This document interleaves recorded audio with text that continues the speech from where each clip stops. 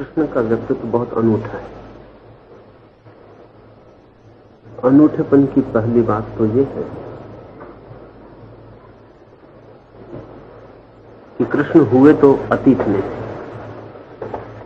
लेकिन हैं भविष्य के।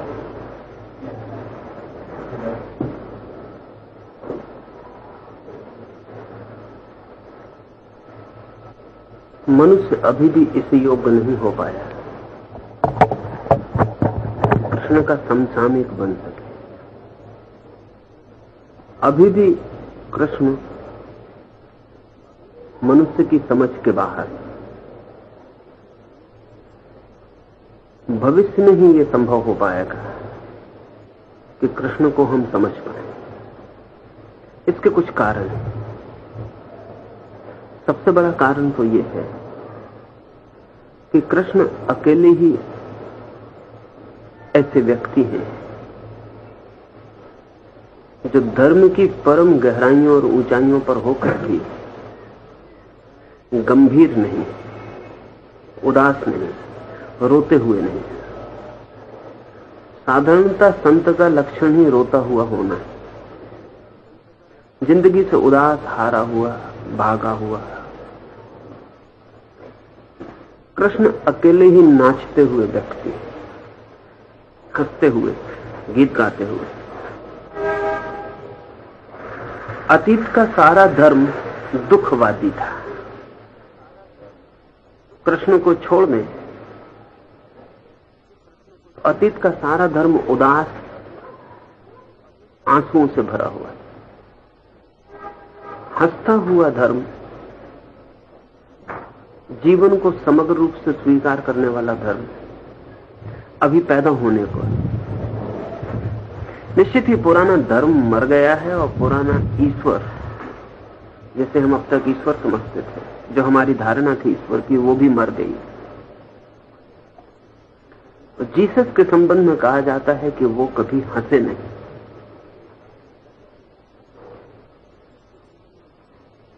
शायद जीसस का ये उदास व्यक्तित्व और सूली पर लटका हुआ उनका शरीर ही हम दुखी चित्त लोगों को बहुत आकर्षण का कारण बन गए।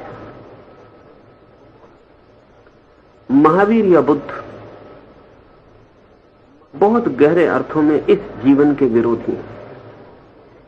कोई और जीवन है परलोक में, कोई मोक्ष है, उसके पक्षपाती। समस्त धर्मों ने दो हिस्से कर रखे थे जीवन के, एक वो जो स्वीकार योग्य है और एक वो जो इंकार के योग्य है। कृष्ण अकेले हैं जो समग्र जीवन को पूरा ही स्वीकार करते थे। जीवन की समग्रता की स्वीकृति उनके व्यक्तित्व में फलित हुई। इसलिए इस देश ने और सभी अवतारों को आंशिक अवतार कहा है, कृष्ण को पूर्ण अवतार कहा है। राम भी अंश ही है परमात्मा के, लेकिन कृष्ण पूरे ही परमात्मा है। और ये कहने का, ये सोचने का, ऐसा समझने का कारण है, और वो कारण ये है कि कृष्ण ने सभी कुछ आत्मसात कर लिया। अलबत्त सविचर ने भारतीय धर्म की आलोचना में एक बड़ी कीमत की बात कही, और वो ये कि भारत का धर्म जीवन निषेधक, लाइफ नेगेटिव है। ये बात बहुत दूर तक सच है यदि कृष्ण को बुला दिया जाए, और यदि कृष्ण को भी विचार में लिया जाए तो ये बात एकदम ही गलत हो जाती। और सविजर यदि कृष्ण को समझते तो ऐसी बात न कह पाते। लेकिन कृष्ण की कोई व्यापक छाया भी हमारे चित्त पर नहीं पड़ी। वे अकेले दुख के एक महासागर में नाचते हुए एक छोटे से द्वीप, या ऐसा हम समझें कि उदास और निषेध और दमन और निंदा के बड़े मरुस्थल में एक बहुत छोटे से नाचते हुए मरुद्यान है। वो हमारे पूरे जीवन की धारा को नहीं प्रभावित कर पाए। हम ही इस योग्य न थे, हम उन्हें आत्मसात न कर पाए। मनुष्य का मन अब तक तोड़कर सोचता रहा, द्वंद्व करके सोचता रहा। शरीर को इंकार करना है, आत्मा को स्वीकार करना है, तो आत्मा और शरीर को लड़ा देना है। परलोक को स्वीकार करना है, इहलोक को इनकार करना है। तो इहलोक और परलोक को लड़ा देना है। स्वभावतः यदि हम शरीर का इंकार करेंगे तो जीवन उदास हो जाए, क्योंकि जीवन के सारे रस स्रोत और सारा स्वास्थ्य और जीवन का सारा संगीत और सारी संवेदनाएं शरीर से आ रही है। शरीर को जो धर्म इंकार कर देगा वो पीत वर्ण हो जाए, रक्त शून्य हो जाए, उस पर से लालिक हो जाए, वो पीले पत्ते की तरह सूखा हुआ धर्म होगा। उस धर्म की मान्यता भी जिनके मन में गहरी बैठेगी वे भी पीले पत्तों की तरह गिरने की तैयारी में संलग्न, मरने के लिए उत्सुक और तैयार हो जाए। कृष्ण अकेले हैं जो शरीर को उसकी समस्तता में स्वीकार कर लेते, उसकी टोटलिटी। ये एक आयाम में नहीं, सभी आयाम में सच है। शायद कृष्ण को छोड़कर और पूरे मनुष्यता के इतिहास में झुरस्तर एक दूसरा आदमी है जिसके बाबत यह कहा जाता है कि वो जन्म लेते से हंसा है। सभी बच्चे रोते हैं,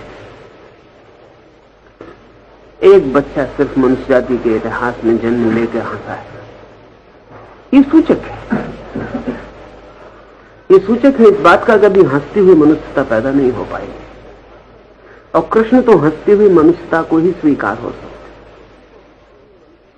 इसलिए कृष्ण का बहुत भविष्य है। फिर फ्रायड पूर्व धर्म की जो दुनिया थी वो फ्रायड पश्चात नहीं हो सकती। एक बड़ी क्रांति घटित हो गई और एक बड़ी दरार पड़ गई है मनुष्य की चेतना में। हम जहां थे फ्रायड के पहले, अब हम वहीं कभी भी नहीं हो सकेंगे। एक नया शिखर छू लिया गया और एक नई समझ पैदा हो गई। वो समझ लेनी चाहिए। पुराना धर्म सिखाता था आदमी को दमन और सप्रेशन। काम है, क्रोध है, लोभ है, मोह है, सभी को दबाना है और नष्ट कर देना है, और तभी आत्मा उपलब्ध होगी और तभी परमात्मा उपलब्ध होगा। ये लड़ाई बहुत लंबी चली। इस लड़ाई के हजारों साल के इतिहास में भी मुश्किल से 10-5 लोग हैं जिनको हम कह पाएं कि उन्होंने परमात्मा को पा लिया। एक अर्थ में ये लड़ाई सफल नहीं हुई, क्योंकि अरबों खरबों लोग बिना परमात्मा को पाए मरे। जरूर कहीं कोई बुनियादी भूल। ये ऐसा ही है जैसे कि कोई माली 50,000 पौधे लगाए और एक पौधे में फूल आ जाए, और फिर भी हम उस माली के शास्त्र को मानते चले जाएं और हम कहें कि देखो एक पौधे में फूल आए, और हम इस बात की ख्याल ही भूल जाएं कि 50 करोड़ पौधों में अगर एक पौधे में फूल आते हैं तो ये माली की वजह से ना आए होंगे, ये माली से किसी तरह बच गया होगा पौधा, इसलिए आ गए। क्योंकि माली का प्रमाण तो बाकी 50 करोड़ पौधे हैं जिनमें फूल नहीं आते, पत्ते नहीं लगते, सूखे ठूंठ रह जाते। तो एक बुद्ध, एक महावीर, एक क्राइस्ट अगर परमात्मा को उपलब्ध हो जाते द्वंद्वग्रस्त धर्मों के बावजूद भी, तो ये कोई धर्मों की सफलता का प्रमाण नहीं। धर्मों की सफलता का प्रमाण तो तब होगा, माली तो तब सफल समझा जाएगा जब 50 करोड़ पौधों में फूल लगे और एक में ना लग पाए तो क्षमाई होगी। कहा जा सकेगा कि ये पौधे की गलती होगी, इसमें माली की गलती नहीं हो सकती। पौधा बच गया होगा माली से, इसलिए सूख गया है, इसलिए फल नहीं आ सकता। फ्रायड के साथ ही एक नई चेतना का जन्म हुआ, और वो ये कि दमन गलत है, और दमन मनुष्य को आत्महिंसा में डाल देता है। आदमी अपने से ही लड़ने लगे तो सिर्फ नष्ट हो सकता है। अगर मैं अपने बाएं और दाएं हाथ को लड़ाऊं तो न तो बायां जीतेगा न दायां जीतेगा, लेकिन मैं हार जाऊंगा। दोनों हाथ लड़ेंगे और मैं नष्ट हो जाऊंगा।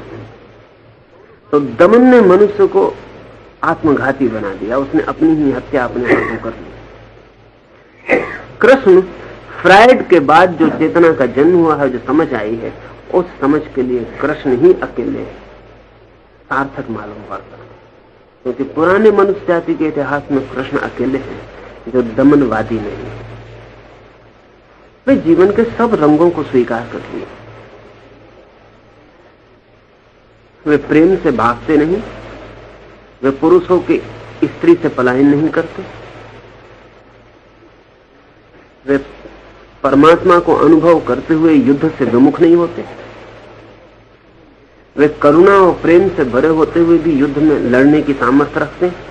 अहिंसक चित्त है उनका, फिर भी हिंसा के ठेठ दावानल में उतर जाते हैं।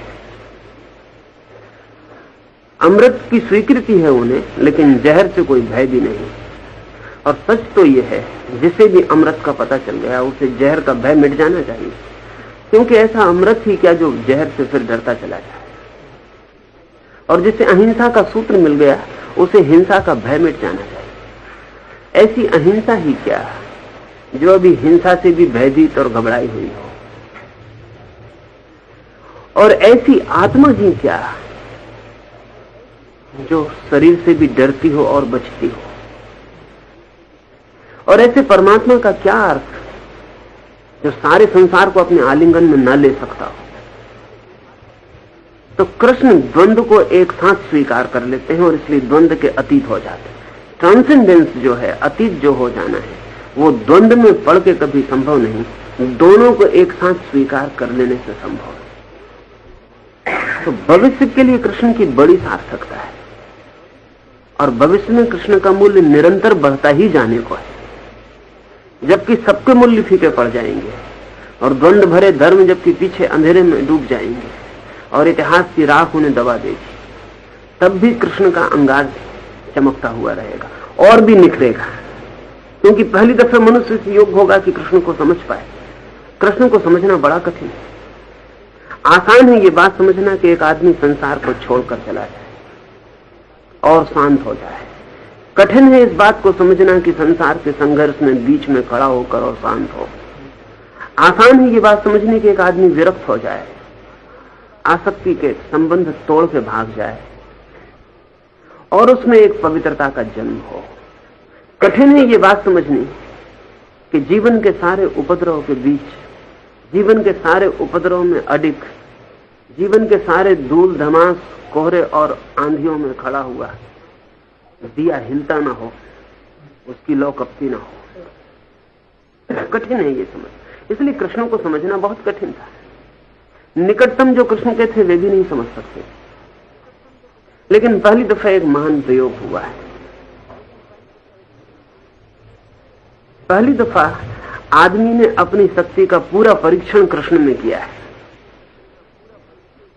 ऐसा परीक्षण की संबंधों में रहते हुए असंग रहा जा सके और युद्ध के क्षण पर भी करुणा न मिले और हिंसा की तलवार हाथ में हो तो भी प्रेम का दिया मन से न बुझे। इसलिए कृष्ण को जिन्होंने पूजा भी है, जिन्होंने कृष्ण की आराधना भी की है, उन्होंने भी कृष्ण के टुकड़े टुकड़े करके किया है। सूरदास के कृष्ण कभी बच्चे से बड़े नहीं हो पाते। बड़े कृष्ण के साथ खतरा है, सूरदास बर्दाश्त न कर सके। वो बाल कृष्ण को ही, क्योंकि बाल कृष्ण अगर गांव की स्त्रियों को छेड़ आता है तो हमें बहुत कठिनाई नहीं, लेकिन युवा कृष्ण जब गांव की स्त्रियों को छेड़ देगा तो फिर बहुत मुश्किल हो जाए, फिर हमें समझना बहुत मुश्किल हो जाए, क्योंकि हम अपने ही तल पर तो समझ सकते हैं, हमारे अपने तल के अतिरिक्त समझने का हमारे पास कोई उपाय भी नहीं। तो कोई है जो कृष्ण के एक रूप को चुन लेगा, कोई है जो दूसरे रूप को चुन लेगा। गीता को प्रेम करने वाले भागवत की उपेक्षा कर जाएंगे, क्योंकि भागवत का कृष्ण और ही है। भागवत को प्रेम करने वाले गीता की चर्चा में न पड़ेंगे, क्योंकि कहां राग रंग और कहां रास और कहां युद्ध का मैदान, उनके बीच कोई तालमेल नहीं। शायद कृष्ण से बड़े विरोधों को एक साथ पी लेने वाला कोई व्यक्तित्व ही नहीं। इसलिए कृष्ण की एक एक शकल को लोगों ने पकड़ लिया है, जो जिसे प्रीतिकर लगी उसने छांट लिया, बाकी शकल को उसने इंकार कर दिया। गांधी गीता को माता कहते हैं, लेकिन गीता को आत्मसात नहीं कर सकते, क्योंकि गांधी की अहिंसा युद्ध की संभावनाओं को कहां रखेगी।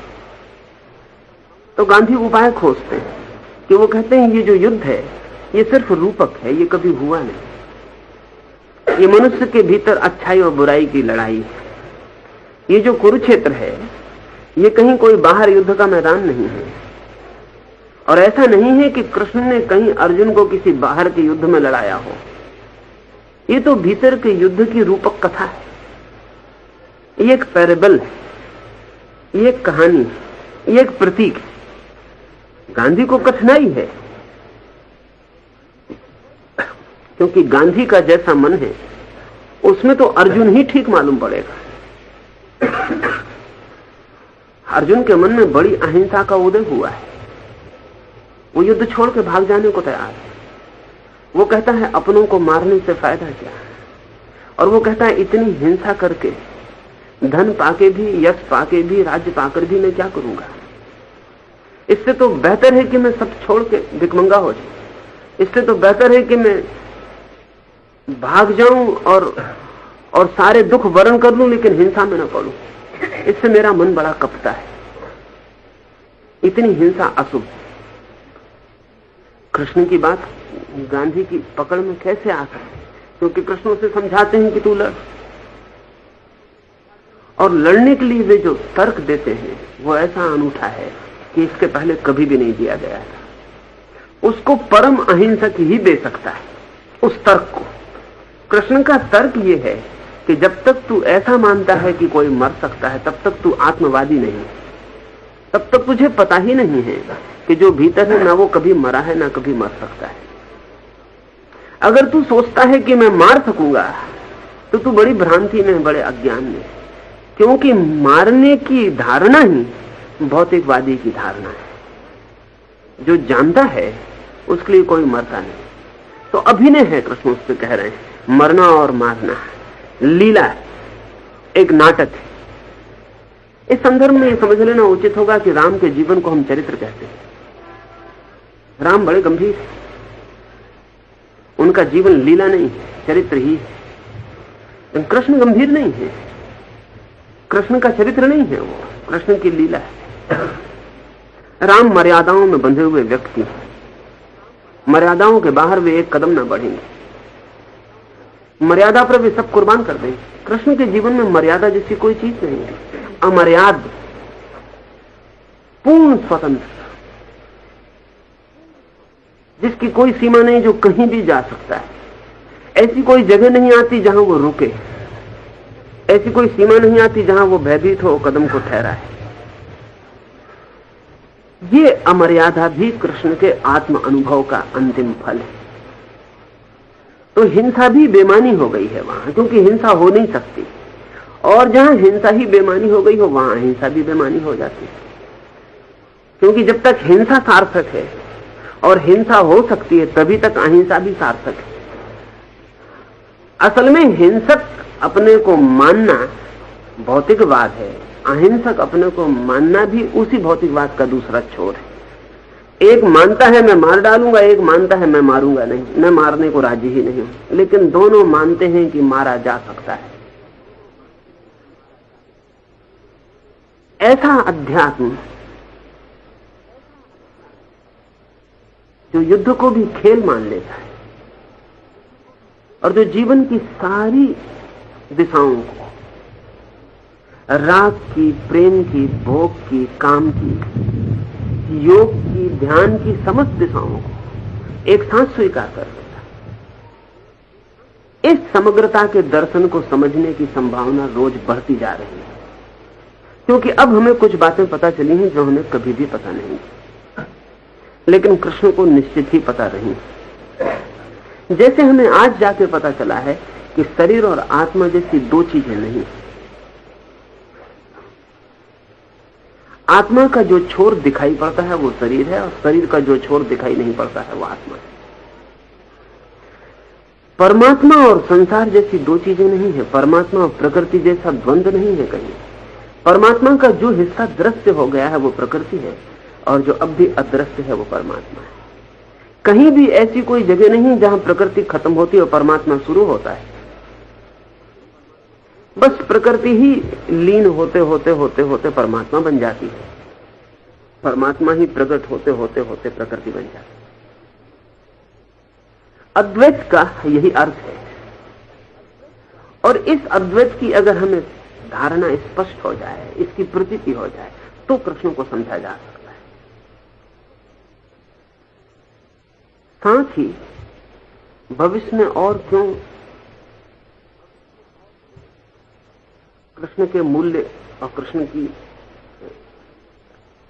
सार्थकता बढ़ने को है, और कृष्ण क्यों मनुष्य के और निकट आ जाएंगे।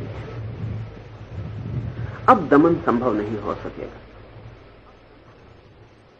बड़े लंबे संघर्ष और बड़े लंबे ज्ञान की खोज के बाद ज्ञात हो सका है कि जिन शक्तियों से हम लड़ते हैं वे शक्तियां हमारी हैं, हम ही हैं।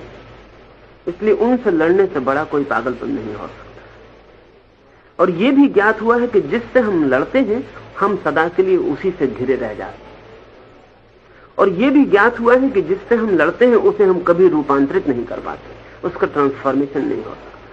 अगर कोई व्यक्ति यौन से लड़ेगा तो उसके जीवन में ब्रह्मचर्य कभी भी घटित नहीं हो सकता।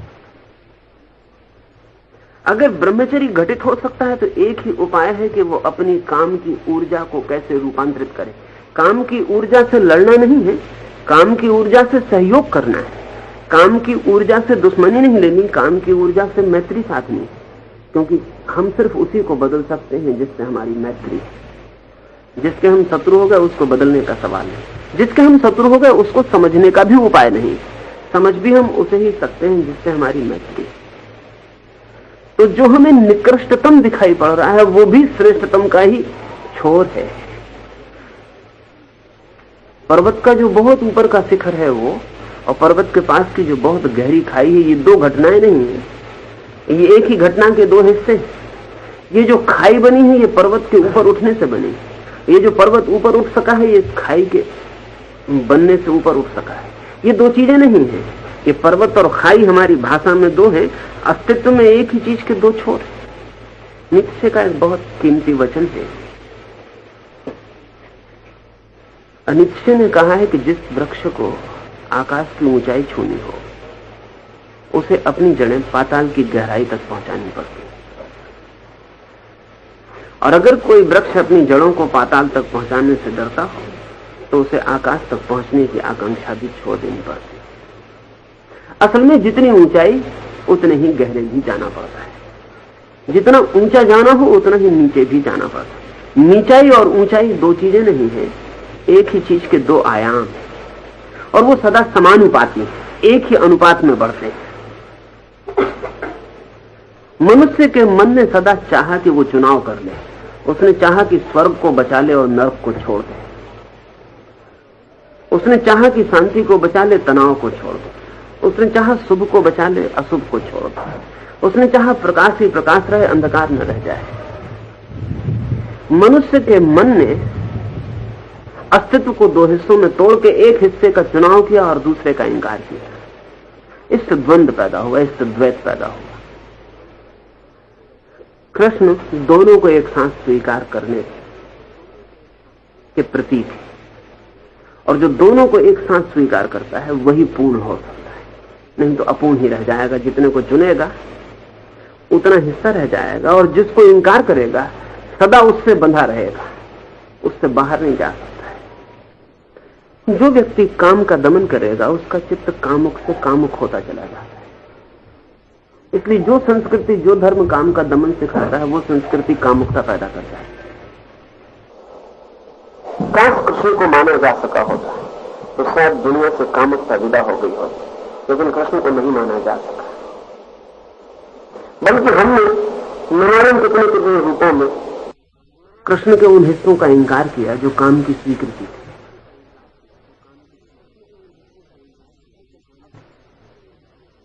लेकिन अब यह संभव हो जाएगा, क्योंकि अब हमें दिखाई पड़ना शुरू हुआ है कि काम की ऊर्जा, वो जो सेक्स एनर्जी है, वही ऊर्ध्वगमन करके ब्रह्मचर्य की उच्चतम शिखरों को छू पाती है। जीवन में किसी से भागना नहीं है और जीवन में किसी को छोड़ना नहीं है। जीवन को पूरा ही स्वीकार करके जीना है। उसको जो समग्रता से जीता है वो जीवन की पूर्णता को उपलब्ध हो जाता है। इसलिए मैं कहता हूं कि भविष्य के संदर्भ में कृष्ण का बहुत मूल्य है। और हमारा वर्तमान रोज उस भविष्य के करीब पहुंच रहा है जहां कृष्ण की प्रतिमा निखरती जाएगी। और एक हंसता हुआ धर्म, एक नाचता हुआ धर्म जब भी निर्मित होगा तो उस धर्म की बुनियादों में कृष्ण का पत्थर जरूर रहने को है।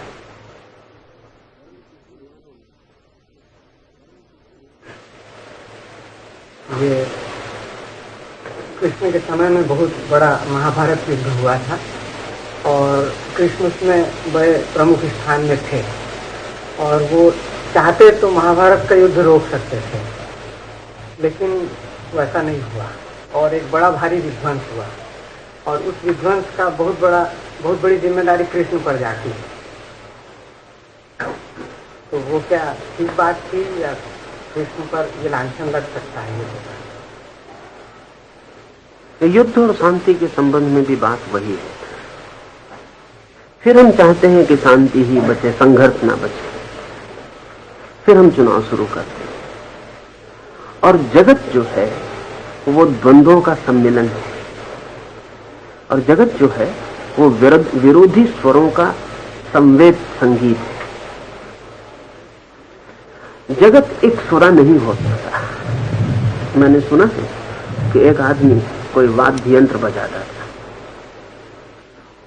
और वो तार पर एक ही जगह उंगली रख के घंटों उसी जगह को रगड़ता रहता कि घर के लोग तो परेशान हो ही गए थे, उसके पास पड़ोस के लोग भी परेशान हो गए थे और अनेक लोगों ने उससे प्रार्थना की कि हमने बहुत वाद्य बजाने वाले देखे, लेकिन सभी का हाथ सरकता है, सभी के भिन्न स्वर निकलते हैं, तुमने ये क्या राग ले रखा है? तो उस आदमी ने कहा कि वो अभी ठीक स्थान खोज रहे हैं, मैंने ठीक स्थान पा लिया है, तो मैं अपने ठीक स्थान पर रुका हुआ, मुझे अब कोई खोज की जरूरत नहीं।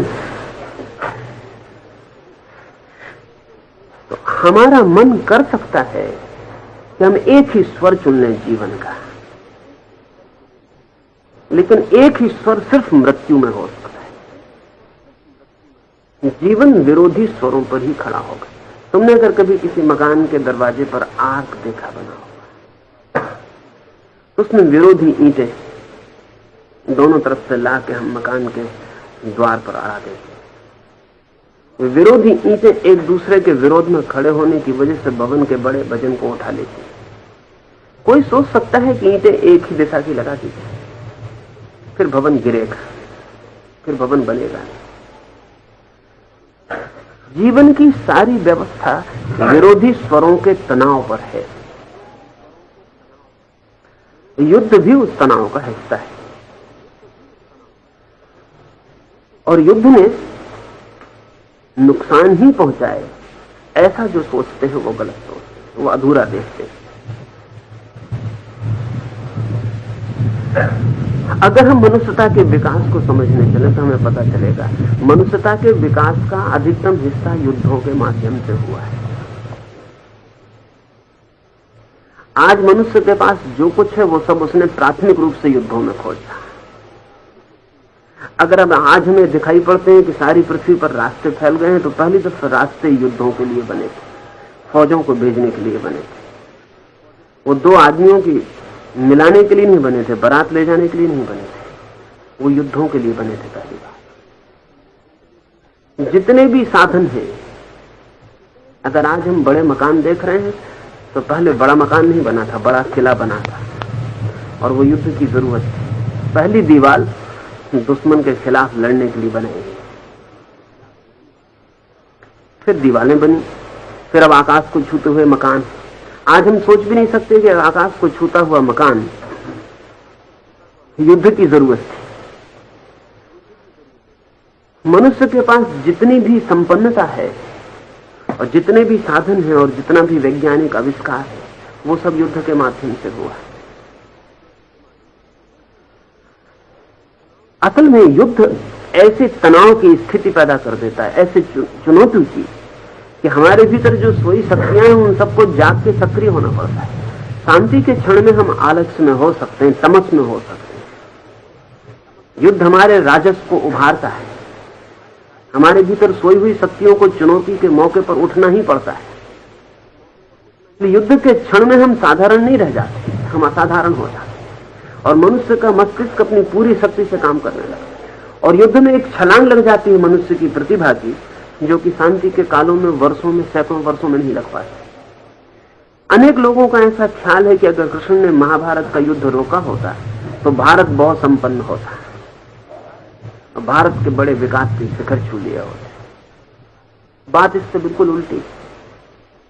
अगर कृष्ण जैसे 10-5 लोग और भारत के इतिहास में हमें मिले होते और हमने एक महाभारत नहीं 10-5 महाभारत लड़े होते तो हम विकास के शिखरों पर होते। महाभारत को हुए अंदाजन 5000 से ज्यादा वर्ष हुए होंगे। 5000 वर्षों में फिर हमने कोई बड़ा युद्ध नहीं किया। बाकी हमारी लड़ाइयां बहुत दिवालिया और बैंकरप्ट है। बाकी हमारी लड़ाइयों की बड़ी कोई कीमत नहीं। वो छोटे मोटे झगड़े हैं, उनको युद्ध कहना भी ठीक नहीं।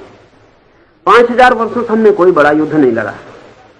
अगर युद्ध की वजह से हानि होती है और विध्वंस होता है तो हमें तो पृथ्वी पर सबसे ज्यादा संपन्न और विकासमान होना चाहिए। लेकिन हालतें उल्टी हैं। जिन मुल्कों ने युद्ध लड़े हैं वे बहुत विकासमान हैं और बहुत संपन्न हैं। पहले महायुद्ध के बाद लोग सोच सकते थे कि जर्मनी अब सदा के लिए टूट जाए,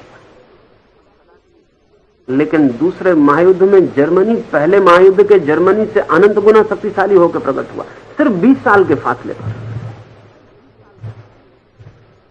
कोई सोच भी नहीं सकता था कि पहले महायुद्ध के बाद दूसरा महायुद्ध जर्मनी कर सकेगा।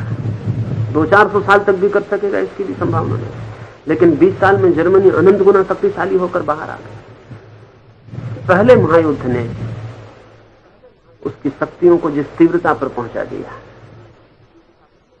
उस तीव्रता का उसने उपयोग कर लिया।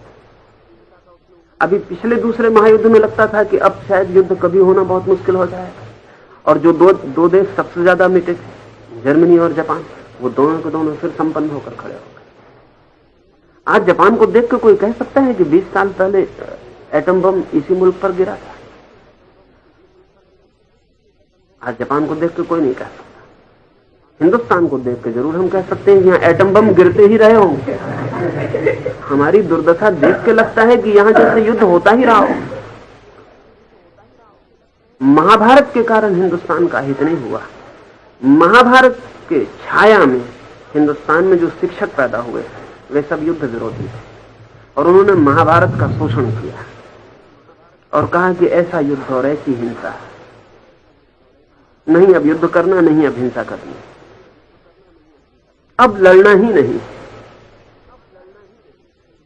महाभारत के पीछे कृष्ण की क्षमता के व्यक्तियों की श्रृंखला नहीं हम पैदा कर पाए। अन्यथा महाभारत में जिस ऊंचाई को हमारे देश की चेतना की लहर ने छुआ था, हम हर बार उससे ज्यादा ऊंचाई की लहर को छू सकते थे, और शायद आज हम पृथ्वी पर सबसे ज्यादा संपन्न और सबसे ज्यादा विकसित समाज होते।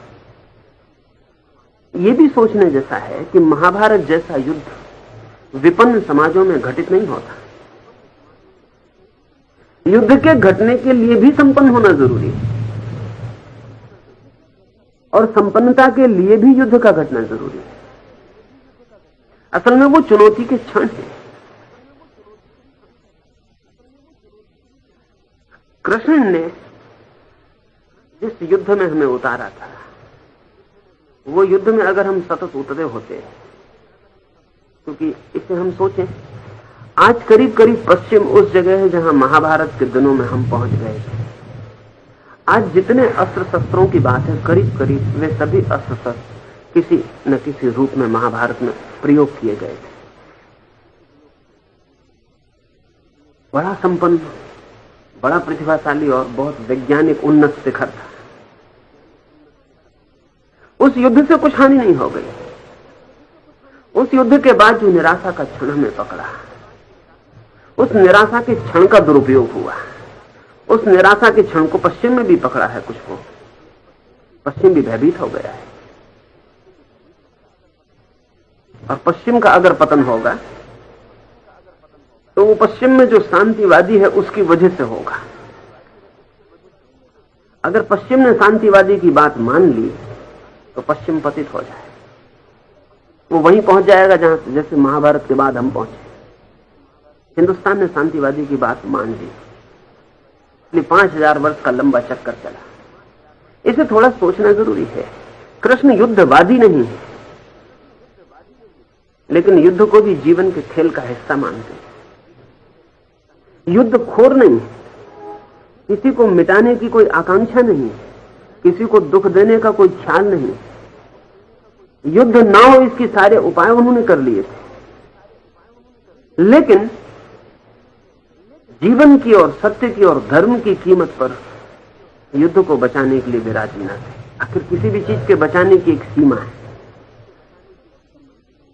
आखिर युद्ध को भी तो हम इसलिए नहीं करना चाहते कि जीवन को कोई नुकसान न पहुंचे। लेकिन अगर युद्ध के न होने से जीवन को नुकसान पहुंचा जा रहा हो तो फिर क्या अर्थ रह जाएगा? आखिर शांतिवादी यही तो कहता है कि युद्ध न हो, कहीं शांति खंडित न हो जाए। लेकिन अगर युद्ध के न होने से ही शांति खंडित हो रही हो तो फिर एक निर्णायक युद्ध की सामर्थ्य चाहिए। तो कृष्ण असल में युद्धखोर या युद्धवादी नहीं है, लेकिन युद्ध से भयभीत और युद्ध से भागे हुए पलायनवादी भी नहीं।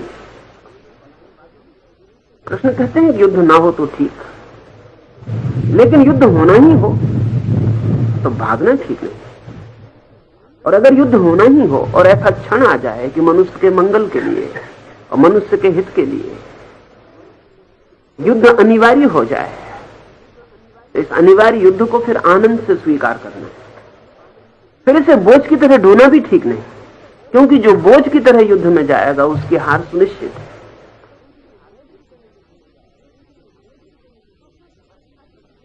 जो सिर्फ रक्षा के लिए युद्ध में जाएगा उसकी हार भी सुनिश्चित है,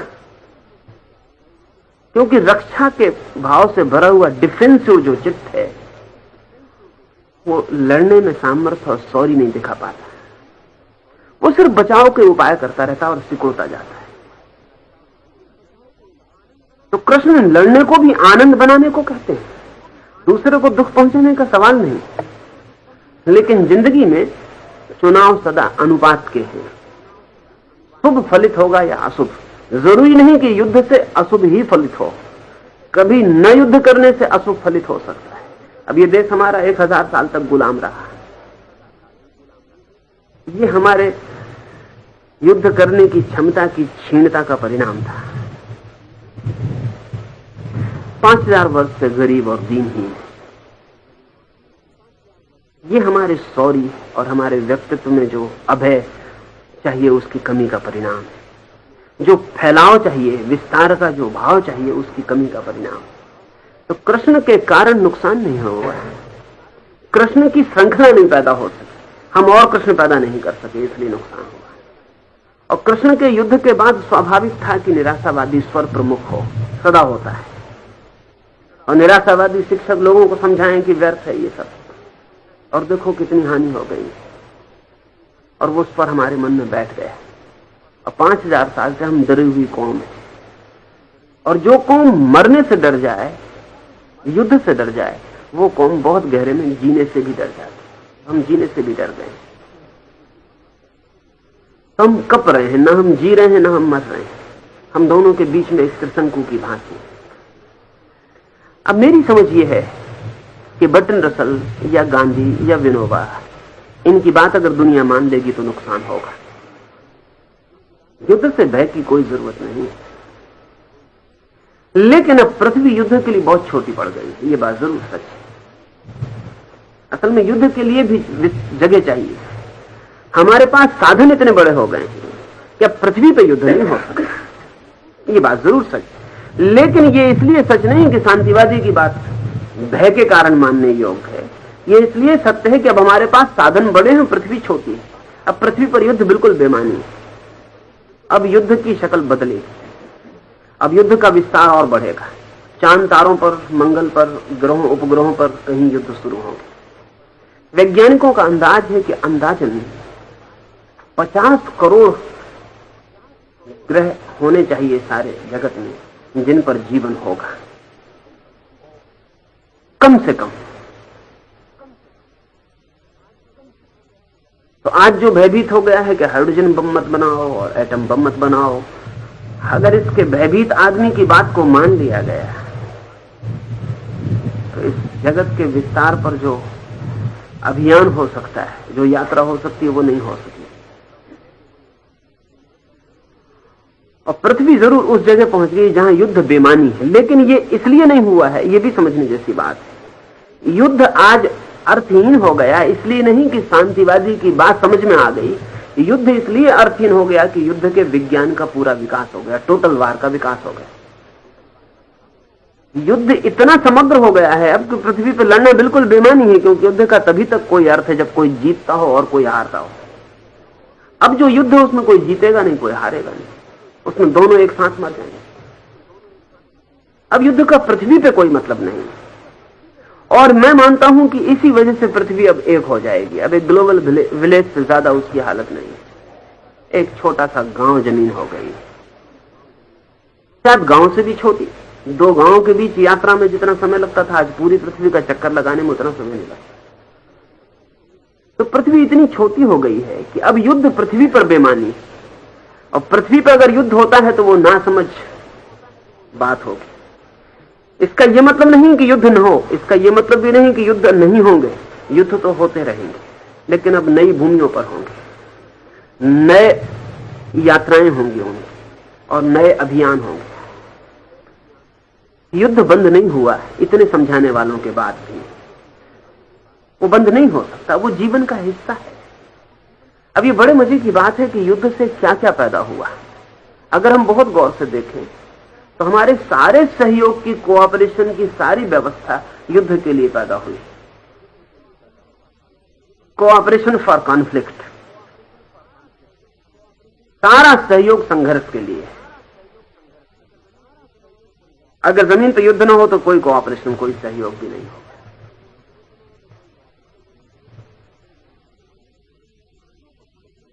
तो कृष्ण को समझना बहुत जरूरी है। कृष्ण शांतिवादी नहीं है, कृष्ण युद्धवादी नहीं है। असल में वाद का मतलब ही होता है कि 2 में से हम एक को चुनते हैं। कृष्ण अवादी है। कृष्ण कहते हैं शांति से सुख फलित होता हो तो स्वागत, युद्ध से सुख फलित होता हो तो स्वागत। मेरा मतलब समझा ना? कृष्ण कहते हैं जिससे मंगल यात्रा गतिमान होती हो, जिससे धर्म विकसित होता हो, जिससे जीवन में आनंद की संभावना बढ़ती हो, वो स्वागत है उसका। ऐसा स्वागत चाहिए भी। हमारा देश अगर कृष्ण को समझा होता तो हम इस भांति नपुंसक न हो गए होते।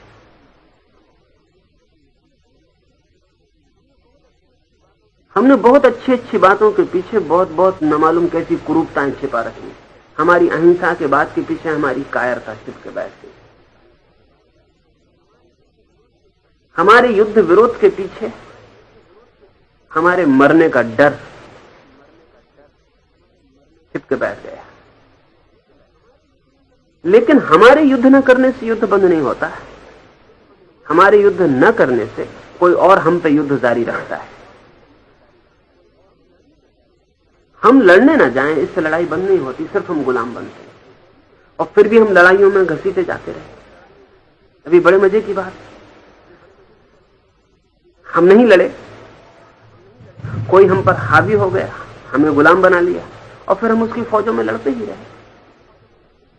लड़ाई तो कुछ बंद नहीं हुई। कभी हम मुगल की फौज में लड़े, कभी हम तुर्क की फौज में लड़े, कभी हम हूण की फौज में लड़े। हम खुद भी ना लड़े, गुलाम भी रहे, और अपनी गुलामी को बचाने के लिए लड़ते रहे। फिर हम अंग्रेज की फौज में लड़े। लड़ाई तो बंद नहीं हुई। इतना ही हो गया कि हम अपनी स्वतंत्रता के लिए लड़ते, अपने जीवन के लिए लड़ते, फिर हम अपनी प्रतंत्रता के लिए लड़ते कि हमारी प्रतंत्रता कैसी बनी रहे, इसके लिए भी हमारा आदमी मरता रहा। ये दुखद फल हुआ। ये महाभारत के कारण नहीं, ये फिर से हम महाभारत की हिम्मत न जुटा पाए उसके कारण। इसलिए मैं कहता हूं कि कृष्ण को समझना थोड़ा मुश्किल तो है। बहुत आसान है समझ लेना एक शांतिवादी की बात, क्योंकि वो एक पहलू चुन लेता है। बहुत आसान है युद्धवादी की बात, एक हिटलर, एक मुसोलिनी, एक चंगेज, एक तैमूर, नेपोलियन, सिकंदर।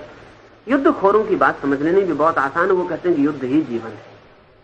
शांतिवादी है, रसल है, गांधी है, उनकी बात भी समझ लेनी बहुत आसान है। वो कहते हैं कि नहीं, शांति ही जीवन। कृष्ण की बात समझनी बहुत मुश्किल है, क्योंकि वो कहते हैं कि जीवन दोनों द्वारों से गुजरता है। वो शांति से भी गुजरता, वो युद्ध से भी गुजरता। और अगर तुम्हें शांति बनाए रखनी तो तुम्हें युद्ध की सामर्थ्य रखनी होगी, और अगर तुम्हें युद्ध जारी रखना है तो तुम्हें शांति में तैयारी भी करनी होगी। ये दो पैर हैं जीवन के, इनमें से एक को भी काटा तो लंगड़े और पंगु हो जाते। चंगेज और तैमूर और मुसोलिनी भी लंगड़े हैं, और गांधी और रसल भी लंगड़े हैं। इनके एक एक पैर, इनसे गति नहीं हो सकती। और इसलिए अगर एक एक पैर वाले आदमी रहे तो फिर पीरियोडिकल फैशन रहता है, एक पैर मुसोलिनी का और एक पैर गांधी का, दुनिया ऐसे चलती है। तो दो पैर तो चाहिए ही, एक पैर मुसोलिनी का चलता है, एक गांधी का चलता है। एक फैशन मुसोलिनी की होती, फिर एक फैशन गांधी की होती। जब मुसोलिनी अपना युद्ध कर लेता है और हिटलर और स्टालिन अपने युद्ध को गुजार जाते हैं, तब रसल और गांधी और विनोबा की बात हमको एकदम अपील करने लगती। 10-20 साल इनकी बात अपील करती, तब तक इनका लंगड़ा पैर ज्यादा देर नहीं चला, तब दूसरे पैर की जरूरत पड़ जाती, फिर कोई माओ खड़ा होगा, फिर कोई खड़ा होगा, फिर युद्ध बीच में आ जाए। कृष्ण के पास दोनों पैर, कृष्ण लंगड़े आदमी नहीं। और मैं मानता हूं कि दोनों पैर प्रत्येक के पास होने चाहिए। जो आदमी लड़ ना सके उसमें कुछ कमी हो जाती, और जो आदमी लड़ ना सके वो आदमी ठीक अर्थों में शांत भी नहीं हो सकता, वो लंगड़ा हो जाता है। जो आदमी शांत ना हो सके वो विक्षिप्त हो जाता है, और जो आदमी शांत ना हो सके वो लड़ेगा कैसे? लड़ने के लिए भी एक शांति चाहिए। कृष्ण इस अर्थ में भी भविष्य के लिए उपयोगी है, क्योंकि भविष्य में एक निर्णायक बात तय होनी कि सारी दुनिया को शांतिवादी बनाना, तो एक तरह का मुर्दापन छा जाए, जो कि संभव नहीं है, कोई मानेगा नहीं। शांतिवादी अपना जुलूस निकालता रहेगा और शांति के झंडे लगाता रहेगा, कोई मानने वाला नहीं, कोई जीवन रुकता नहीं है। युद्धखोर अपने युद्ध की तैयारी करता रहेगा, फैशन बदलते रहते हैं। 10-20 साल उसका प्रभाव रहता है, 10-20 साल इनका प्रभाव रहता है, और ये दोनों एक दूसरे के सांझे में काम चलाते हैं। कृष्ण की बात समग्र जीवन की है, और अगर हमारी समझ में आ जाए तो न तो शांति को छोड़ने की जरूरत है, न युद्ध को छोड़ने की जरूरत है। युद्ध के तल रोज बदलते जाएंगे निश्चित ही, क्योंकि कृष्ण कोई चंगेज नहीं है। किसी की हत्या करने के लिए, किसी को दुख देने की उनकी कोई आतुरता नहीं है, लेकिन युद्ध के तल बदलते जाएंगे। अब हम देखें कि युद्ध कितने प्रकार से तल बदलता है। अगर आदमी आदमी से न लड़े तो सब आदमी मिलकर प्रकृति से लड़ना शुरू कर देते।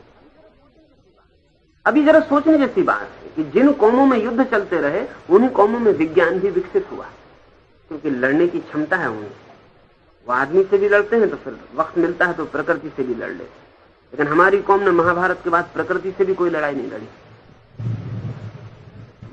बाढ़ से भी नहीं लड़े, आंधी से भी नहीं लड़े, पहाड़ से भी नहीं लड़े, प्रकृति के किसी तत्व से भी नहीं लड़े। इसलिए विज्ञान विकसित नहीं हो सका, क्योंकि वो तो प्रकृति से लड़ेंगे तो विकसित होगा। आदमी लड़ता रहे तो आज जमीन की प्रकृति से लड़ेगा, तो जमीन के राज खोज लेगा, कल वो चांदारों की प्रकृति से लड़ेगा, उसका अभियान रुकेगा। इसलिए ध्यान रहे कि जो समाज युद्ध में डूबे और उभरे वही समाज चांद पर भी अपने आदमी को उतार पाए। हम नहीं उतार पाए, शांतिवादी नहीं उतार पाया। और चांद आज नहीं कल युद्ध के अर्थ में बड़ा कीमती, जिसके हाथ में चांद होगा उसके हाथ में पृथ्वी होगी, क्योंकि आने वाले युद्ध की मिसाइल्स जिसके हाथ में चांद पर लग जाएंगी पृथ्वी उसके हाथ में होगी। इसलिए अब झगड़ा पृथ्वी से हट गया है। अब ये तो सब जिसको कंचीज प्ले फाइट्स हैं, वियतनाम है या कंबोडिया है या कुछ और है, हिंदुस्तान पाकिस्तान है, ये सब कोई लड़ाई झगड़े नहीं। ये सिर्फ ना समझो के चित्त को उलझा रखने की तरकीब है कि वो यहां उलझे रहेंगे। असली लड़ाई अब दूसरे तल पर शुरू हो गई। चांद पर जाने की दौड़ का बहुत गहरा अर्थ दूसरा ही है। वो अर्थ यह है कि जिसके हाथ में कल चांद होगा उसको पृथ्वी पर कोई चुनौती देने का उपाय नहीं रह जाए। उसके एटम और उसके हाइड्रोजन बम की तोपें चांद से पृथ्वी की तरफ लगी होंगी। एक एक मुल्क के ऊपर उड़ के बम गिराने की जरूरत न रह जाएगी। मुल्क अपने आप बम की तोप के सामने आते रहते हैं 24 घंटे। वो घूमती रहती है पृथ्वी और पूरे वक्त सामने आते रहते हैं अपने आप। कोई अलग अलग किसी मुल्क पर जाके एटम को गिराने की जरूरत नहीं। तो इसलिए इतनी दौड़ थी और इतना खर्च करके कोई 1 अरब 80 करोड़ डॉलर खर्च हुआ एक आदमी को चांद तोड़ा। ये कोई खेल नहीं था, इसमें कुछ कारण थे पीछे, और कौन पहले उतार देता है वो जरूरी था। ये दौड़ वैसी है जैसे एक दिन दौड़ आज से कोई 300 साल पहले यूरोप से एशिया की तरफ लग गई और सारे जहाज एशिया की तरफ भागे जा रहे थे, पुर्तगीज भी और स्पेनिश भी और अंग्रेज भी और सब फ्रेंच भी और जर्मन भी, सब भागे जा रहे थे। 300 साल पहले जैसे एशिया की जमीन पर कब्जा करना जरूरी हो गया था विस्तारवादी के लिए, विकास के लिए, अब वो बेमानी हो गया, अब कोई मतलब नहीं। एशिया के लोग समझ रहे हैं कि हमारी स्वतंत्रता की लड़ाई ने हमको आजाद किया है। जरा इसमें आधी ही सच्चाई है। आधी सच्चाई तो दूसरी है, और वो ये है कि अब एशिया की जमीन पर कब्जा करने का कोई मतलब नहीं रह गया। अब वो बात खत्म हो गई, वो दौर खत्म हो गया। अब तो कहीं लड़ाई और दूसरी जमीन पर कब्जा करने की, अब वहां दृष्टि और जगह चली गई, अब वहां दौड़ है। कल जानदारों पर और दूर तक दौड़ हो जाएगी। शक्ति का एक अभियान है जीवन। उस अभियान में जो मुर्दानगी को पकड़ लेते हैं वो धीरे धीरे नष्ट हो जाते। हम ऐसे ही नष्ट हो गई कौम, और इसलिए भी कृष्ण का संदेश बड़ा अर्थपूर्ण है। हमारे लिए ही नहीं, मैं मानता हूं कि पश्चिम भी उस जगह खड़ा हो गया जहां उसे निर्णायक लड़ाई शायद पृथ्वी पर एक बार और लड़नी पड़े। निश्चित ही पृथ्वी पर नहीं होगी। अगर पृथ्वी के प्रतियोगों में भी लड़ाई होगी तो चांद या मंगल पे होगी। पृथ्वी पर कोई अर्थ नहीं लड़ाई लड़ने का, क्योंकि दोनों मर जाएंगे। अगर उन दोनों को भी लड़ना है तो उन दोनों को भी किसी दूसरे ग्रह उपग्रह पर ही लड़के तय करना पड़ेगा कि कौन जीतता है।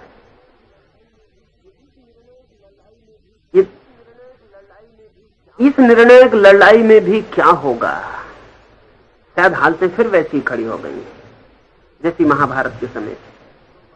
महाभारत के समय भी 2 वर्ग थे।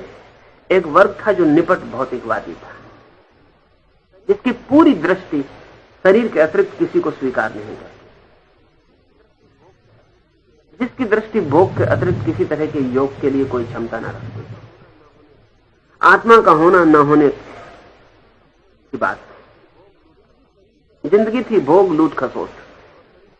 जिंदगी शरीर से और शरीर की इंद्रियों के बाहर कोई अर्थ न रखती थी। एक वर्ग, उसी वर्ग के खिलाफ वो संघर्ष हुआ था। कृष्ण को उस संघर्ष को करवाना पड़ा था, जरूरी हो गया था कि शुभ की शक्तियां कमजोर और नपुंसक सिद्ध न हो, वो अशुभ की शक्तियों के सामने खड़ी हो। आज फिर करीब करीब हालत वैसी हो गई है और हो जाएगी 20 साल के भीतर। एक तरफ भौतिकवाद, मटेरियलिज्म अपनी पूरी ताकत के साथ खड़ा हो जाएगा, और दूसरी तरफ फिर कमजोर ताकतें होंगी शुभ की। शुभ में एक बुनियादी कमजोरी है, वो लड़ने से हटना चाहता है। अर्जुन भला आदमी है। अर्जुन शब्द का मतलब होता है सीधा साधा, तिरछा इर्छा जरा भी नहीं, अरिजु, बहुत सीधा साधा आदमी, सरल चित्त। देखता है कि फिजूल की झंझट कौन करे, हट जाओ। अर्जुन सदा ही हटता रहा है। वो जो अरिजु आदमी है, जो सीधा साधा आदमी है, वो हट जाता है। वो कहता है मत झगड़ा करो, जगह छोड़ दो। कृष्ण अर्जुन से कहीं ज्यादा सरल, लेकिन सीधे साधे नहीं। कृष्ण की सरलता की कोई माप नहीं है, लेकिन सरलता कमजोरी नहीं है, और सरलता पलायन नहीं। वे जम के खड़े हो गए हैं, वे नहीं भागने देंगे। शायद फिर पृथ्वी 2 हिस्सों में बढ़ जाएगी। सदा ऐसा होता है कि निर्णायक डिसिसिव मूवमेंट आ जाते हैं जब फिर लड़ने की बात होती है। उसमें गांधी और विनोबा और रसल काम नहीं पड़ेंगे, क्योंकि एक अर्थ में वे सब अर्जुन हैं। वे कहेंगे हट जाओ, वे कहेंगे मर जाओ, लेकिन लड़ो मत। कृष्ण जैसे व्यक्तित्व की फिर जरूरत है जो कहे कि शुभ को भी लड़ना चाहिए, शुभ को भी तलवार हाथ में लेने की हिम्मत रखनी चाहिए। निश्चित ही शुभ जब हाथ में तलवार लेता है तो किसी का अशुभ नहीं होता।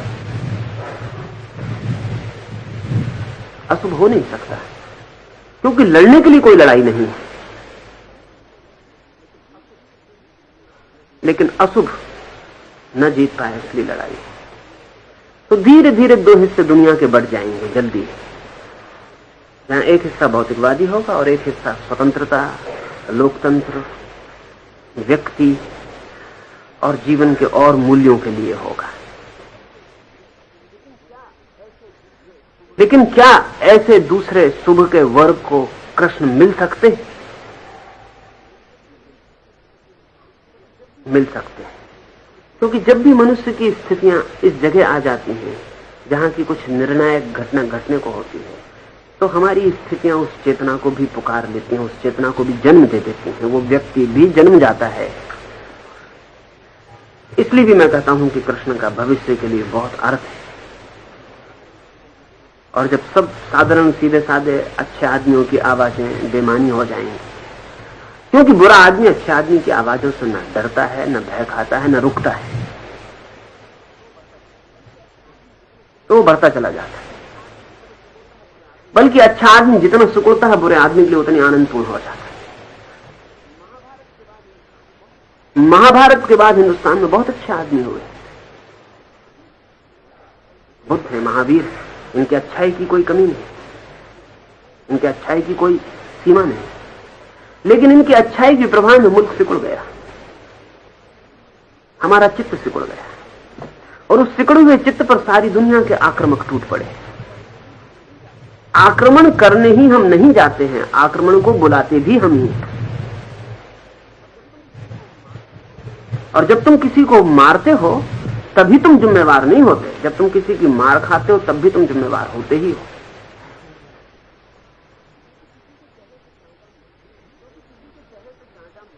क्योंकि किसी के चेहरे पे चांटा मारना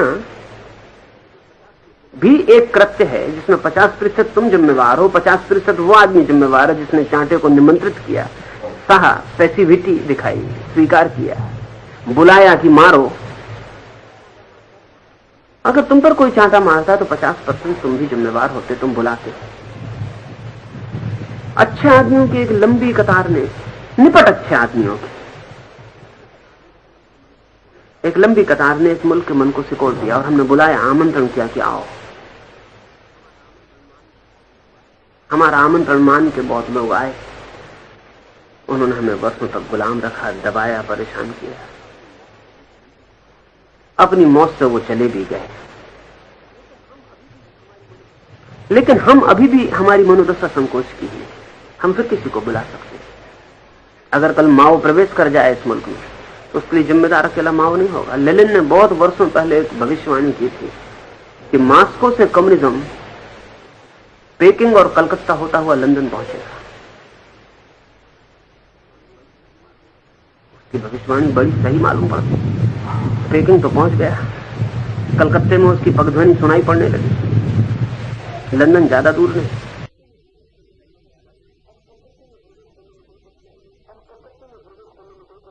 और कलकत्ते में प्रवेश करने में कोई कठिनाई नहीं, क्योंकि भारत का मन जो है वो सिकुड़ा हुआ है, वो जो आ जाएगा उसको स्वीकार करके दब जाएगा। इस देश को तो बहुत उसके पर पुनर्विचार करना ही चाहिए।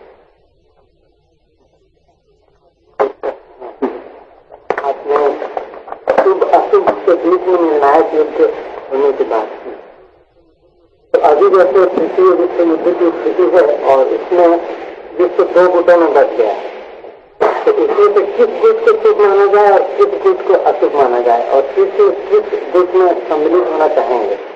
और दोनों गुट जो अभी है उसमें से आध्यात्मिक गुट नहीं जीतेंगे। असल में जब भी ऐसे संकट का क्षण होता है, जबकि निर्णय करना हो कि कौन शुभ है कौन अशुभ है, तो सदा ही कठिनाई होती। उस दिन भी आसान नहीं थी बात, क्योंकि दुर्योधन ही नहीं था उस तरफ भीष्म भी थे, उस तरफ अच्छे लोग भी थे, और कृष्ण ही नहीं थे, अर्जुन ही नहीं थे, इस तरफ भी बुरे लोग थे। निर्णायक क्षण में तय करना सदा ही मुश्किल होता है, लेकिन मूल्य कुछ निर्धारण करते हैं। दुर्योधन किस लिए लड़ता था? आदमी उसके पास अच्छे थे या बुरे, उतना बड़ा मूल्यवान नहीं है। वो लड़ किस लिए रहा था? उस लड़ने के मूल्य क्या थे, वैल्यूज क्या थे? कृष्ण अगर लड़ने को प्रेरित कर रहे थे अर्जुन को, तो मूल्य क्या थे? एक तो बड़े से बड़ा जो निर्णायक मूल्य था वो था न्याय, जस्टिस। न्याय क्या है? न्याय युक्त क्या था? तो आज फिर हमें निर्णय करना पड़े कि न्याय युक्त क्या है, न्याय क्या है। अब जैसे मेरी समझ में स्वतंत्रता न्याय है, परतंत्रता अन्याय है। जो ग्रुप, जो वर्ग, जो गुट मनुष्य को किसी तरह की परतंत्रता में ढकेलता हो, वो अन्याय का पक्ष है। उस तरफ अच्छे आदमी भी हो सकते, क्योंकि अच्छे आदमी भी जरूरी नहीं कि बहुत दूरदृष्टा हो, कंफ्यूज्ड होते हैं। उनको भी पता नहीं हो सकता कि वो जो कर रहे हैं वो बुरे के पक्ष में जा रहा है। स्वतंत्रता बहुत ही कसौटी की बात है कि मनुष्य की स्वतंत्रता जिस बात से बढ़ती हो, ऐसा समाज, ऐसा जगत चाहिए। जिस बात से स्वतंत्रता कम होती हो, ऐसा समाज और ऐसा जगत नहीं चाहिए। स्वभावतः जो लोग परतंत्रता भी लाना चाहें, वे भी परतंत्रता शब्द का उपयोग नहीं करेंगे, क्योंकि उस शब्द का तो कोई उपयोग सुन के ही हट जाएगा। वे भी ऐसे शब्द खोजेंगे जिनसे परतंत्रता आती हो, लेकिन परतंत्रता का भाव न पता चलता हो। ऐसा एक नया शब्द समानता है, इक्वालिटी। ये शब्द बहुत चालाकी से भरा हुआ है, और कुछ लोग हैं जो स्वतंत्रता को एक तरफ काट के समानता की गुहार पर हैं। वो कहते हैं समानता चाहिए। वे ये भी कहते हैं कि समानता के बिना स्वतंत्रता कैसे हो सकती है। ये कहते हैं प्राथमिक चीज समानता है, और वे ये भी कहते हैं कि समानता के बिना स्वतंत्रता कैसे हो सकती है। और ये बात समझ में भी पड़ेगी अनेकों को कि ठीक ही तो बात है, जब तक सब लोग समान नहीं तो सब लोग स्वतंत्र कैसे हो सकते। और तब इस समानता को लाने के लिए अगर स्वतंत्रता भी काटनी पड़ती हो, तो फिर हम तैयार हो जाते। अभी बड़े मजेदार तर्क है। समानता इसलिए लानी है कि स्वतंत्रता आ सके, और स्वतंत्रता इसलिए काटनी पड़ती है क्योंकि समानता लानी। और एक बार स्वतंत्रता खोने के बाद उसे लाना बहुत असंभव। उसे कौन लाएगा? मैं तुमसे कहता हूं, यहां मेरे में सब इकट्ठे में इन सबको कहता हूं कि तुम सबको समान करने के लिए सबको पहले जंजीर पहनानी पड़ेगी, क्योंकि जंजीर बिना पहनाए किसी का सिर बड़ा है, किसी के हाथ लंबे हैं, किसी के पैर छोटे हैं, इन सबको काटा नहीं जा सकता।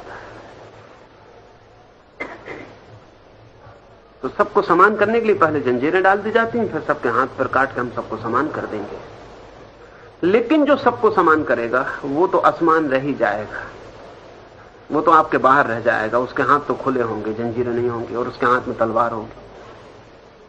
और एक बार जब सबके हाथों में जंजीर होंगी और कुछ लोगों के हाथ में तलवारें होंगी और हाथ पर कट चुके होंगे, तब तुम करोगे क्या? ऐसा ख्याल था मार्क्स का कि एक बार समानता लाने के लिए स्वतंत्रता खोनी पड़ेगी, व्यक्तिगत स्वतंत्रता नष्ट करनी पड़ेगी, एक अधिनायकशाही, एक डिक्टेटरशिप चाहिए होगी। फिर जब पूरा हो जाएगा काम समानता का, तब स्वतंत्रता दे दी जाएगी। लेकिन जिनके हाथ में इतनी ताकत होगी सबको समान करने की, ये स्वतंत्रता देंगे? लक्षण नहीं दिखाई पड़ते। बल्कि जितनी ताकत उनकी बढ़ जाती है और जितना आदमी पंगु हो जाता है, उतनी ही स्वतंत्रता का बात ही खत्म हो जाती है, क्योंकि तुम पूछ भी नहीं सकते, आवाज भी नहीं उठा सकते, बगावत भी नहीं कर सकते। समानता की आड़ में स्वतंत्रता कटेगी, और स्वतंत्रता एक बार कट जाए तो लौटाना बहुत मुश्किल मामला है। क्योंकि जब स्वतंत्रता कट जाती है तो काटने वाला स्वतंत्रता की भविष्य की संभावनाओं को भी काट देता है। और दूसरी बात यह है कि स्वतंत्रता तो एक बिल्कुल ही सहज तत्व है जो प्रत्येक को मिलना चाहिए, और समानता बिल्कुल असहज बात है जो मिल नहीं सकती।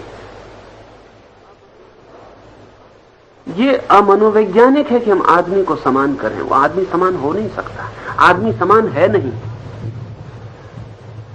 आदमी मूलतः असमान है। स्वतंत्रता जरूर चाहिए, और इतनी स्वतंत्रता चाहिए कि प्रत्येक व्यक्ति जो हो सकता है वो हो सके, उसे उसका पूरा मौका चाहिए।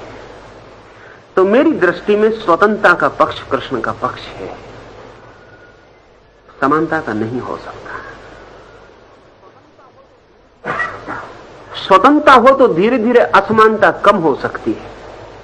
ध्यान रहे, मैं कह रहा हूं असमानता कम हो सकती है, ये नहीं कह रहा हूं कि समानता आ सकती है। स्वतंत्रता रहे तो असमानता धीरे धीरे कम हो सकती है, लेकिन समानता अगर जबरदस्ती थोप दी जाए तो स्वतंत्रता कम होती चली जाए।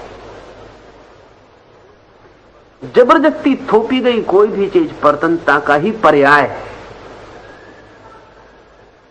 तो मूल्य चुनने पड़ेंगे।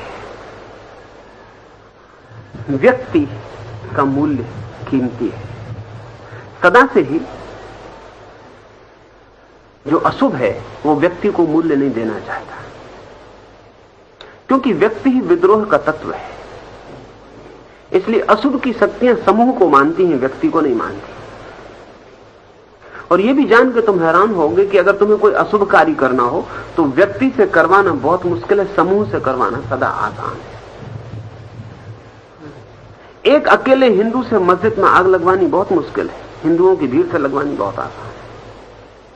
एक अकेले मुसलमान से एक हिंदू बच्चे की छाती में छुरा घुसवाना बहुत कठिन है, लेकिन मुसलमान की भीड़ से बिल्कुल आसान है।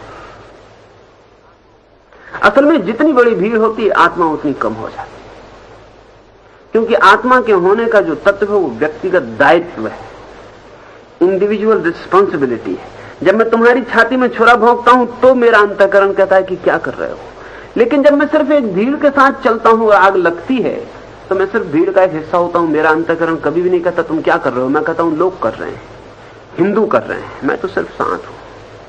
और कल मुझे कभी व्यक्तिगत रूप से जिम्मेदार नहीं ठहराया जा सकता। अशुभ जो है वो सदा ही समूह को आकर्षित करना चाहता है, अशुभ जो है वो भीड़ पर निर्भर करता है, और अशुभ चाहता है कि व्यक्ति मिट जाए, भीड़ रह जाए। शुभ व्यक्ति को स्वीकार करता है और चाहता है भीड़ धीरे धीरे खत्म हो जाए, व्यक्ति रह जाए। व्यक्ति रहेंगे तो संबंध रहेंगे, लेकिन वो भीड़ नहीं होगी, वो समाज होगा। अब इसे भी थोड़ा समझ लेने जैसा है, जहां व्यक्ति हो वहीं समाज हो सकता है, और जहां व्यक्ति की सत्ता कम हो जाए वहां सिर्फ भीड़ होती, समाज नहीं होता। समाज और भीड़ में इतना ही फर्क है। व्यक्तियों के अंतर संबंध का नाम समाज, लेकिन व्यक्ति होने चाहिए। मैं स्वतंत्र रूप से तुमसे स्वतंत्र व्यक्ति के साथ जब संबंधित होता हूं तो समाज बनता है। एक जेल खाने में समाज नहीं होता, सिर्फ भीड़ होती। कैदी भी संबंधित होते हैं, एक दूसरे को देख के हंसते भी हैं, एक दूसरे को सिगरेट बीड़ी भी भेज देते हैं, लेकिन भीड़ होती है, समाज नहीं होता। वे सब वहां इकट्ठे किए गए, अपनी स्वतंत्रता का उनका चुनाव नहीं है। इसलिए स्वतंत्रता, व्यक्ति, व्यक्तित्व, आत्मा, धर्म और अदृश्य और अज्ञात की संभावना जिस पक्ष की तरफ प्रबल होगी, प्रबल कह रहा हूं क्योंकि निर्णायक नहीं होता बहुत कि इस पक्ष की तरफ है और इसकी तरफ बिल्कुल नहीं है। राम और रावण लड़ते हो तब भी पक्का नहीं होता, बहुत साफ नहीं होता, क्योंकि रावण में भी थोड़ा राम तो होता ही और राम में भी थोड़ा रावण तो होता ही, कौरव में भी थोड़ा पांडव तो होता ही है, पांडव में भी थोड़ा कौरव होता ही है। ऐसा अच्छे से अच्छा आदमी नहीं है पृथ्वी पर जिसमें बुरा थोड़ा सा ना हो, और ऐसा बुरा आदमी भी नहीं खोजा जा सकता जिसमें थोड़ा सा अच्छा ना हो। इसलिए सवाल सदा अनुपात का और प्रबलता का है।